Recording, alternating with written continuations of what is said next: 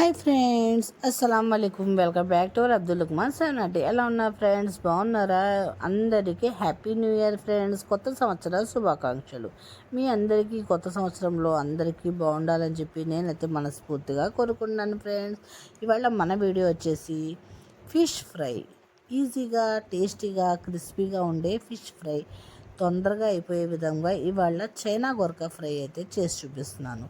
Video అయితే ఎక్కడ skip చేయకుండా మొత్తం వాచ్ చేయండి ఫ్రెండ్స్. ఇవాళ టేస్టీగా మనం చైనా గొరక ఫ్రై ఎలా చేయాలో చూపించేస్తాను.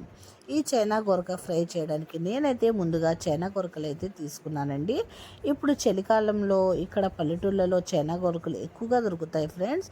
నేనైతే ఈ చైనా గొరకలు తీసుకొని బాగా క్లీన్ చేసేసి 2-3 సార్లు ఉప్పు నీళ్ళలో బాగా కడిగేసి ఇలా పెట్టేశాను. దాని తర్వాత మనం ఈ చైనా గొరకల్ని 2 వైపులా ఇలా నాట్ పెట్టాలండి. ఎందుకంటే నాట్ పెట్టుకున్నామంటే మనకు మసాలా లోపల దాకా పట్టి చైనా గొరకలు క్రిస్పీగా ఉంటాయండి. తినడానికి చాలా బాగుంటాయి, టేస్టీగా ఉంటాయండి. మనం చిన్న చిన్న పీసెస్గా కట్ చేసుకొని కూడా చేసుకోవచ్చు ఫ్రై.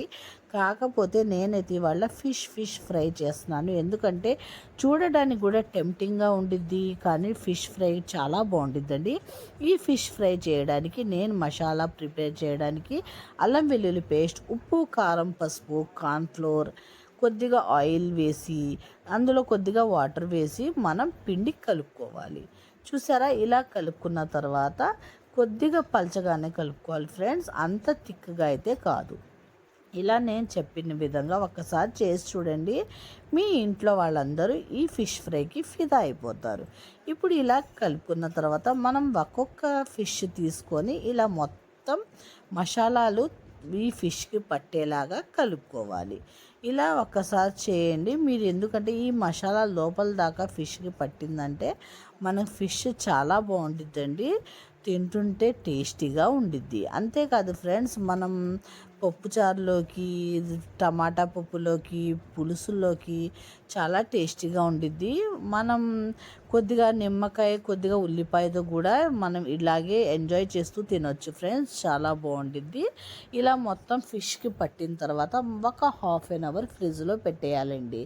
అప్పుడు మనకి ఉప్పు, కారం, పసుపు మొత్తం ఆ ఫిష్కి పట్టి ఫిష్ చాలా టేస్టీగా ఉండిద్దండి. ఇలా కలిపిన తర్వాత ఒక ½ an hour ఫ్రిడ్జ్లో పెట్టిన తర్వాత మనం ఈ చైనా గొరకల్ని ఫ్రై చేసుకుందాం. చైనా గొరకలు నీసు వాసన కూడా ఉండవు ఫ్రెండ్స్, చాలా టేస్టీగా ఉంటాయి, చాలా బాగుంటాయి. ఇలా ఫ్రై చేసుకోండి, ఒక్కసారి ట్రై చేయండి. నేను చెప్పిన విధంగా చాలా టేస్టీగా అయితే ఉండిద్ది.